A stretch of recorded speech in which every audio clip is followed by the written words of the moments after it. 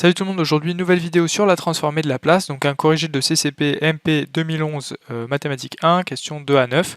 Donc voilà, en vérité il y a beaucoup plus de questions que entre 2 et 9, parce que les questions sont coupées en sous-questions.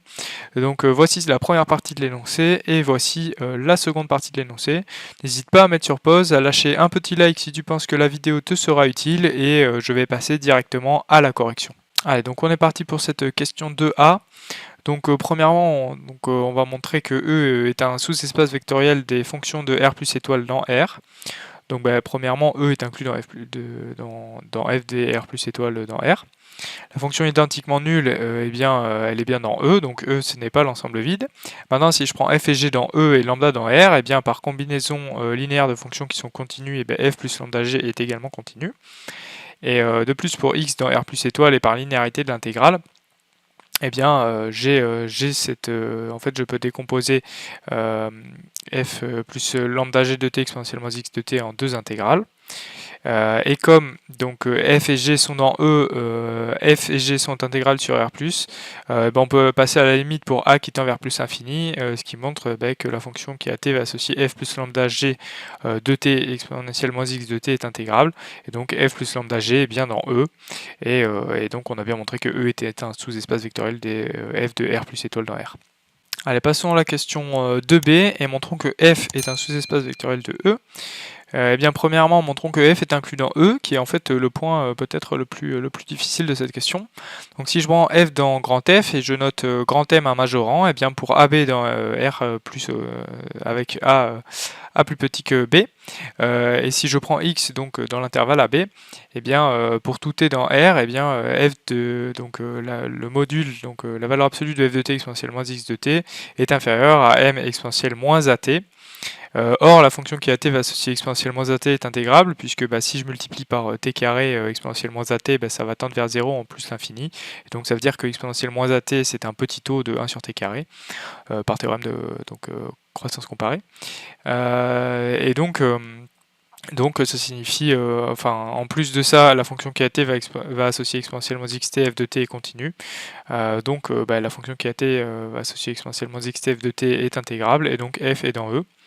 La fonction identiquement nulle sur R plus étoile est dans F, donc F est non nul, et si je prends F et G dans F et lambda dans R, par 2A, comme E est un espace vectoriel, et bien F plus lambda G est continu, on l'a déjà dit. Si je note M et N des majorants respectifs de F et G, et bien par définition j'ai ça. Et F plus lambda G de T, c'est inférieur ou égal à M plus lambda N, donc F plus lambda G est borné par M plus lambda N, et donc F plus lambda G est bien dans F. Et donc f est un sous-espace vectoriel de E. Allez, donc on est parti pour la question de C. On va montrer que l'application de transformation de Laplace est une application linéaire de E dans f de R plus étoile de R. Donc allons-y. Par définition, si je prends f dans E, L de f arrive bien dans f de R plus étoile dans R. Maintenant, si je prends fg dans E et lambda dans R et que je prends x dans R plus étoile, la transformée de f plus lambda g évaluée en x, et bien ça donne ça par définition. Ensuite, je développe et j'utilise la linéarité de l'intégrale et j'obtiens ce résultat là. Et donc ça montre bien que la transformée de f plus lambda g de x, c'est bien la transformée de lf de x plus lambda lg de x, qui montre que les applications coïncident sur r plus étoile, et donc L de f plus lambda g égale L de f plus lambda L de g. Donc elle est linéaire, et L est bien une application linéaire de E dans f de R plus étoile dans R. Allez, donc on est parti pour cette question 3 qui s'intéresse un petit peu à des exemples de transformée de Laplace. Donc si je prends U, la fonction identiquement égale à 1 sur R+, et bien comme U est continu, et bien pour x dans R plus étoile, U de t exponentielle moins xt égale exponentielle moins xt, qui est bien intégrable parce que c'est un petit taux de 1 sur t carré, comme dit précédemment. Donc U elle est bien dans E, et si je prends x dans R plus étoile, et bien LU de x, et bien ça fait l'intégrale de exponentielle moins x de t dt, ça fait moins 1 sur x exponentielle moins xt, parce qu'on intègre par rapport à t, et donc ça fait 1 sur x, et donc u est bien dans E, et pour tout x dans R plus étoile, et bien L u de x vaut 1 sur x. Allez, donc on est parti pour la question 3b. Donc je prends lambda dans R plus étoile et je prends h lambda, la fonction définie par pour tout t dans R plus étoile, h de lambda t égale exponentiellement lambda t. H lambda elle est clairement continue, et si je prends x de R plus étoile, bah, par propriété des exponentielles, h de lambda t exponentielle moins xt, ça fait exponentielle moins lambda t fois exponentielle moins xt, donc en factorisant par t, ça fait exponentielle moins t x plus lambda. Comme en question 3a, c'est une fonction qui est positive, qui a un petit taux de 1 sur t carré, pour t qui tend vers plus infini.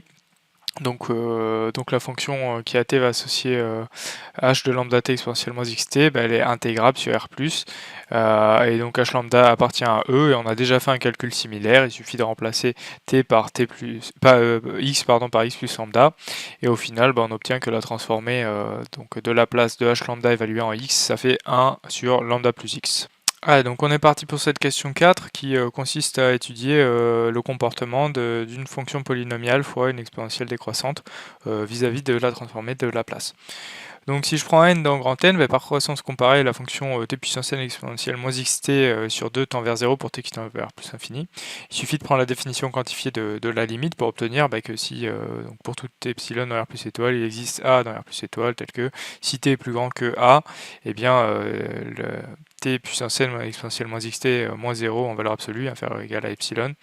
Et maintenant si je prends epsilon égale à 1 et que on multiplie par j'obtiens une équation de la forme t puissance n exponentielle moins xt sur 2 plus petit que 1, et si je la multiplie par exponentielle moins xt sur 2, eh bien j'obtiens que il existe un certain a qui est associé à l'epsilon précédemment introduit, donc epsilon égale à 1, tel que si t est plus grand que a, eh bien t puissance n exponentielle moins xt est inférieur ou égal à exponentielle moins xt sur 2.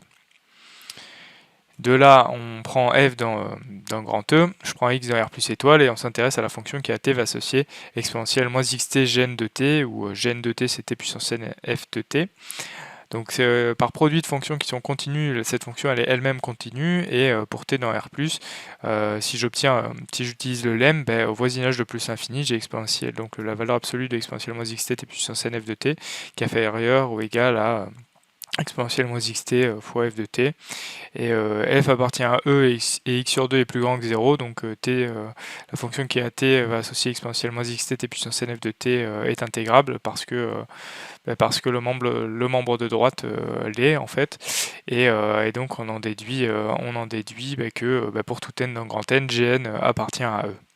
À la question 5, donc on s'intéresse à la transformée de Laplace d'une dérivée, donc on va voir ça. Donc si je prends f dans grand E, où f est C1 de R plus étoile dans R, et que je la suppose en plus croissante et bornée, comme f est croissante, ça signifie que f' est positif, donc voilà, on va pouvoir se ramener à la question, aux questions précédentes.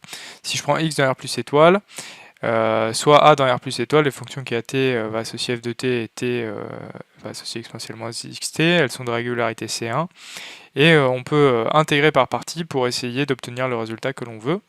Donc on va évidemment primitiver f' et dériver exponentiellement xt. Donc voilà, on fait notre intégration par partie en gardant cette borne supérieure. Donc on va obtenir ça. Et f est borné par hypothèse, donc en fait, f de a exponentielle moins xa, ça va tendre pour a qui tend vers plus infini vers 0. Et l'intégrale donc de 0 à a de f de t exponentielle moins xt dt va converger vers lf de x, puisque f appartient à E par hypothèse. Et donc au final, on va obtenir que f' appartient à E, et même plus précisément, lf' de x, pour tout x dans R plus étoile, c'est x lf de x moins f de 0. Allez, donc question 6, on s'intéresse à la régularité de la transformée de Laplace. Donc je corrige directement la question 6b, puisque la question 6a n'est qu'un cas particulier de 6b, puisqu'il suffit de prendre n égale à 1. Donc allons-y, je prends f dans E et k dans n. À des fins de concision, je vais poser la fonction qui a g, donc qui a x et t va associer f de t exponentielle moins xt, qui est bien une fonction de R plus étoile au carré dans R. Pour t dans R+, la fonction qui a x va associer g de xt, elle est ck de R+, dans R. Donc là, on va utiliser notre fameux théorème de Leibniz.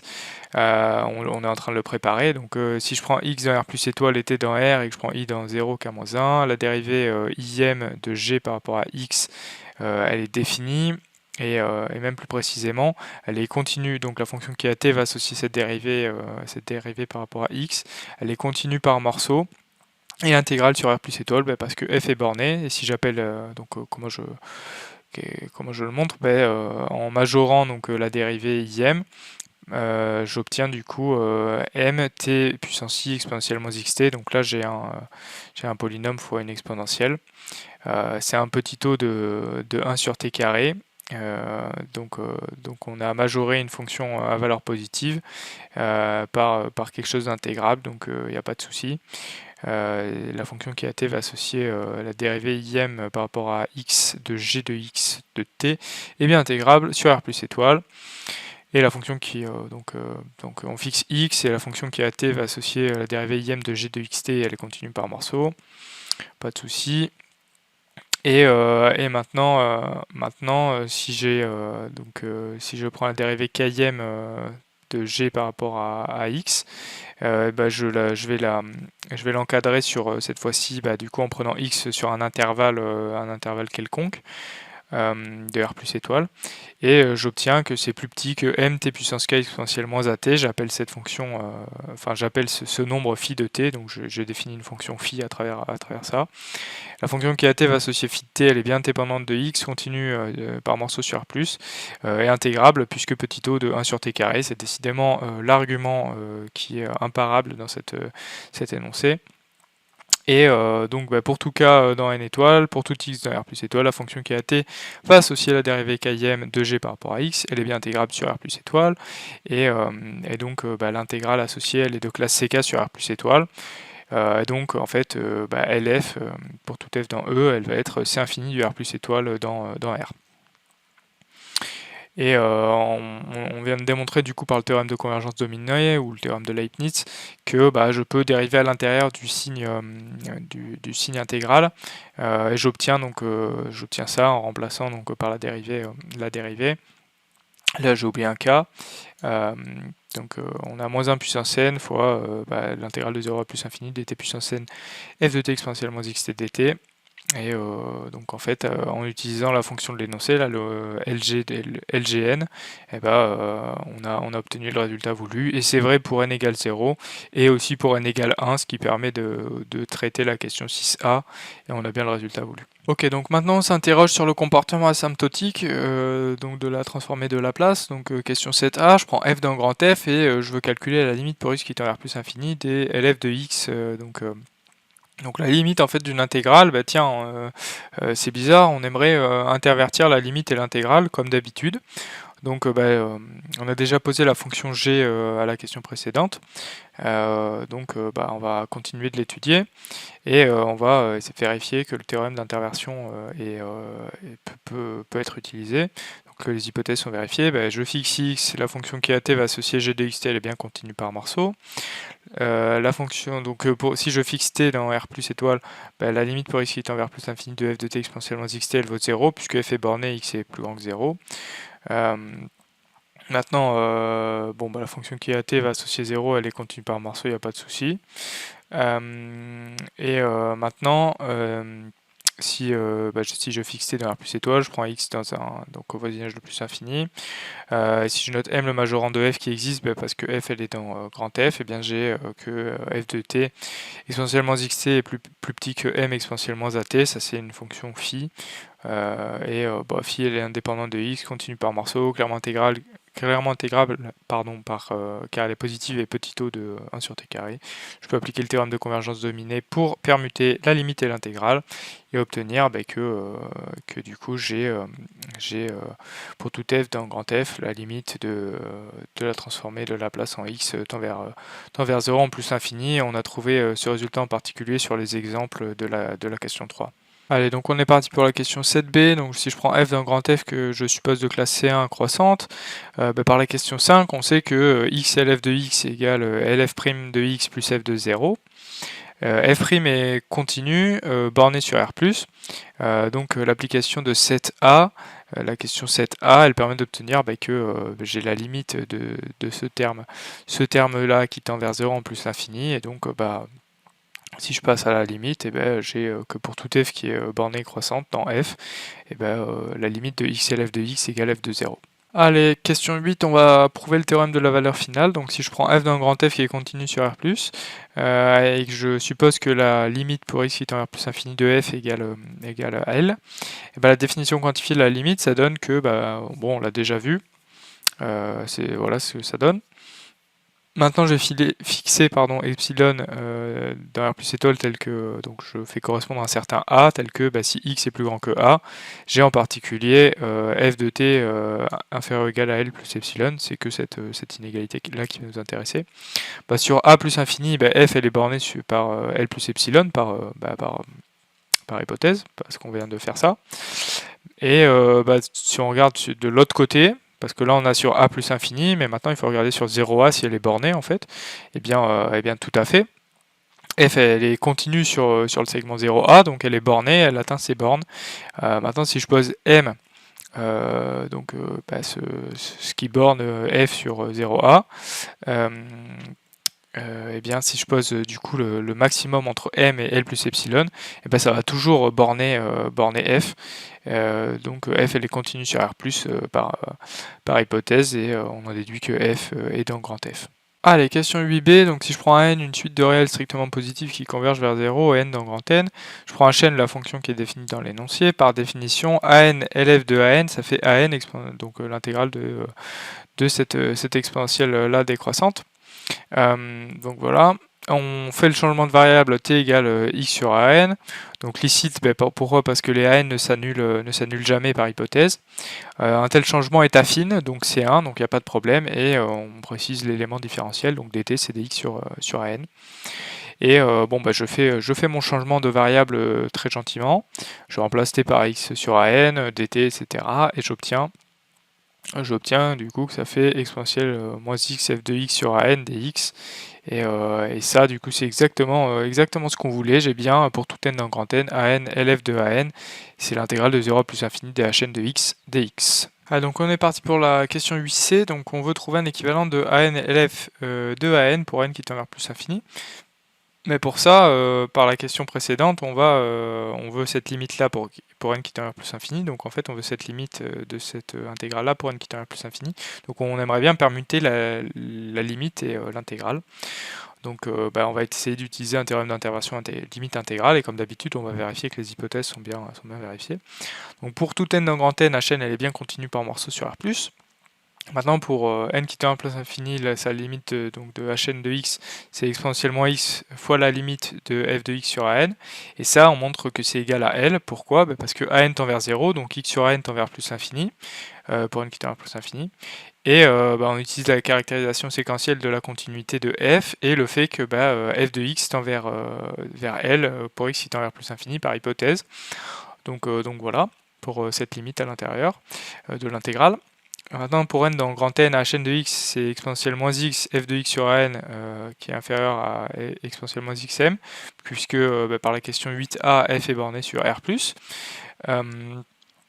Or, la fonction qui a x va associer exponentielle moins xm, elle est indépendante de n, continue par morceau et intégrable, toujours parce que c'est un petit taux de 1 sur x carré. Décidément, c'est toujours cet argument-là qui sert, dès qu'il y a une intégrale, une exponentielle décroissante. Donc par théorème de convergence dominée, on peut intervertir la limite et l'intégrale, de sorte qu'on ait cette limite-là qui va se greffer ici, et ça, on a dit que c'était L, pardon. L, on peut le sortir, et j'ai L fois l'intégrale de 0 à plus infini de exponentielle moins x, et ça va faire 1. Donc au final, il suffit de passer à la limite dans l'égalité qui est obtenue à la question précédente pour obtenir du coup que an lf de an pour n qui tend à plus infini, ça tend vers L. Allons-y pour cette question 8D. Donc on suppose que L est non nul et on veut montrer en fait que Notre idée, c'est de montrer que x LF de x tend vers L pour x qui tend vers 0, pour ainsi obtenir l'équivalent LF de x qui est équivalent à L sur x pour x qui tend vers 0. Donc comment est-ce qu'on va montrer ça? On va essayer de se ramener aux questions où on a fait intervenir la suite AN de réel. Donc notre idée, pour faire apparaître cette suite-là, ça va être de supposer que ça, c'est faux. Donc on va essayer de montrer la propriété par l'absurde. Donc on suppose par l'absurde que l'f de x ne tende pas vers L pour x qui tend vers 0. Par négation de la définition quantifiée de la limite g, qu'il existe epsilon dans R plus étoile, tel que pour tout état dans R plus étoile, il existe x dans 0 état, tel que on est ça. Si je fixe epsilon dans R plus étoile, je prends n dans grand N, je fixe ça, et je pose état n qui égale 1 sur n plus 1. Là, il va exister du coup AN dans 0 état n, tel qu'on est ça. Donc en fait, on peut définir une suite à travers cette égalité-là. On peut définir une suite AN de réel de 0, 1 sur n plus 1, tel que AN élève de AN moins L soit supérieur à epsilon. Par construction, vu que les AN ils sont coincés dans 0, 1 sur n plus 1, c'est une suite de réels strictement positifs, telle que AN tend vers 0 pour n qui tend vers plus infini. Mais par étoile, AN de LF de AN ne converge pas vers L. C'est absurde parce que à la question 8c, on a montré que c'était le cas. Donc au final, c'est que cette absurdité donne que XLF de X tend vers L pour X qui tend vers 0. Et donc on a LF de X qui est équivalent à L sur X. Allez, on est parti pour cette question 9a. Donc je prends f, une fonction qui est intégrable sur R+, et grand R de x, le reste intégral associé de f à partir de x. Donc si je note grand f une primitive de petit f, par définition, donc R de x, c'est la limite pour t qui tend vers la place infinie de f de t moins grand f de x. Donc ça montre que R c'est une différence de fonction C1 puisque c'est une constante moins grand F qui est supposé C1, enfin qui est C1 puisque c'est la primitive de F. J'ai donc grand R elle est C1 et même R' c'est moins F.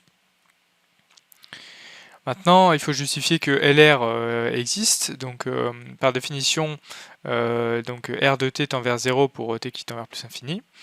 L'application de la question 8a va donner que R appartient à un grand F, et comme F est inclus dans E par la question 2b, R appartient à un grand E, et LR existe.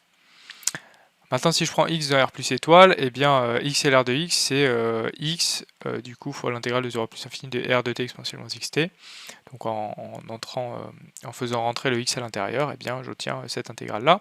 Et je vais faire une intégration par partie.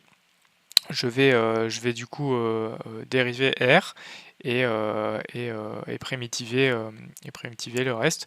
Donc on a que R' c'est moins f, et on va faire notre intégration par partie. Donc on dérive grand R et on primitive x exponentielle moins xt qui est déjà pas mal agencé là. Donc au final on a ce crochet là qui au final est égal à la limite pour t qui tend vers plus infini de ça plus R de 0. Donc ça évidemment ça va tendre vers 0 parce que exponentielle décroissante fois le reste. Et ici on va avoir l'intégrale de 0 plus infini de R' de t exponentielle moins xt, donc c'est ce qu'on voulait. Donc, il nous reste le R de 0 et là, on a cette intégrale-là en remplaçant R' par du coup moins f, donc le plus il va se transformer en moins ici. Et on va avoir du coup R de 0 moins LF de x. Et pourquoi du coup est-ce qu'on a ça qui tend vers 0? Bien parce que grand R elle est bornée, donc exponentielle moins xt R de t inférieur ou égal à m exponentielle moins xt. Et donc le membre de droite tend vers 0, donc ça aussi ça tend vers 0. Et voilà, R', comme je l'ai dit, ça on l'a remplacé par moins f. Et du coup ça a fait changer le signe ici. Et voilà, donc on a bien montré que LF de x c'est R de 0 moins x et l'R de x. Alors, question 9b, je prends epsilon dans R plus étoile, on a dit que R de t tend vers 0, donc on utilise la définition quantifiée qui donne le résultat qu'on veut. Maintenant, si je prends x dans R plus étoile, la question précédente me donne que LR de x moins R de 0, c'est x et LR de x. Donc super, on va fixer epsilon dans R plus étoile, et donc il correspond à un grand A dans R plus étoile, tel que si t est supérieur ou égal à A, alors la valeur absolue de R de t est inférieure ou égale à epsilon. Maintenant, la valeur absolue de x et LR de x, c'est x fois la valeur absolue de LR de x. Et par définition de LR de x, c'est cette intégrale-là. On va casser cette intégrale en deux, c'est logique, puisqu'on a fait apparaître un grand A ici, donc on va regarder de 0 à A et de A plus infini, et on va traiter chacune des intégrales, on va les encadrer différemment après avoir utilisé l'inégalité triangulaire sur la somme des intégrales, puis sur les intégrales elles-mêmes. Donc voilà, on va traiter chacune des intégrales. Donc on regarde là sur 0a, donc on regarde la première intégrale. La fonction qui a t va associer exponentielle moins xl est décroissante, majorée par 1. Donc je peux toujours majorer cette intégrale là par l'intégrale de 0 à 1 de r de t dt. Donc ça en fait on va l'encadrer, ça va servir à encadrer cette intégrale là. Maintenant pour t supérieur ou égal à a, donc on est ici, par hypothèse le module de r de t est inférieur ou égal à epsilon, donc il suffit de remplacer. On sort le epsilon et on va avoir l'intégrale de a plus infini d'exponentielle moins xt. Ça va faire moins epsilon sur x exponentielle moins ax. Voilà, ça va donner une autre estimation de cette intégrale là, et maintenant on va majorer exponentielle moins ax par 1, toujours pour les mêmes raisons, c'est une exponentielle décroissante, donc elle est toujours plus petite que 1, et je vais obtenir du coup cette intégrale là pour la deuxième intégrale ici, donc une autre manière de majorer une autre majoration de la deuxième intégrale. Et donc en remplaçant dans cette ligne là, j'ai x et LR de x inférieur ou égal à x, fois l'intégrale de 0 à a de la valeur absolue de r de t dt, plus epsilon sur x, donc c'est cette intégrale là. Et au final, après en développant avec le x, on a bien ce qu'on voulait, et on a le résultat voulu. Allez, donc on est parti pour la question 9c, donc on va enfin conclure sur le prolongement par continuité de la transformée de la place d'une fonction. Donc si je prends x dans R plus étoile, epsilon dans R plus étoile, si j'applique la question précédente avec epsilon sur 2, pourquoi epsilon sur 2 parce que j'ai deux intégrales, et comme ça je vais essayer de montrer que ça c'est inférieur ou égal à epsilon sur 2. Donc si j'applique la question précédente, il existe grand A dans R plus étoile, tel que pour tout x dans R plus étoile, notre intégrale là, inférieure ou égale à, donc j'ai déjà un epsilon sur 2, et ça j'aimerais montrer que c'est plus petit que epsilon sur 2. C'est assez simple, si je fais tendre x vers 0, j'ai que ce produit fois cette intégrale tend vers 0, de sorte que il existe un certain état, tel que pour tout x dans 0 état, cette intégrale là elle est plus petite que epsilon sur 2. Donc j'ai bien qu'il existe un état tel que pour tout x dans 0 état, lf de x moins r de 0 est inférieur ou égal à epsilon sur 2. Et au final, j'ai bien que la limite pour x qui tend vers 0 de lf de x, c'est bien r de 0, puisque j'ai cette définition quantifiée là. R de 0, c'est quoi? C'est l'intégrale de 0 à plus infini de f de t dt. Et donc je peux prolonger lf par continuité en 0 plus à l'aide de la fonction lf tilde, qui est définie donc si x égale à 0 par cette intégrale là, l'intégrale de 0 à plus infini de f de t dt. Sinon, c'est tout simplement la transformée de la place de f évaluée en x. Voilà, donc c'est fini pour cet exercice donc assez intéressant donc de CCP d'analyse, qui te permet de bien revoir l'intégrabilité. Donc j'espère que ça t'aura plu. En tout cas, n'hésite pas à liker, à mettre la cloche, à t'abonner, parce qu'il y a plein de nouvelles vidéos qui vont arriver. Ce serait dommage de les rater pour que tu prépares tes concours, ou tout simplement que tu découvres d'autres résultats de maths très intéressants. Donc j'espère te retrouver sur une prochaine vidéo. Salut!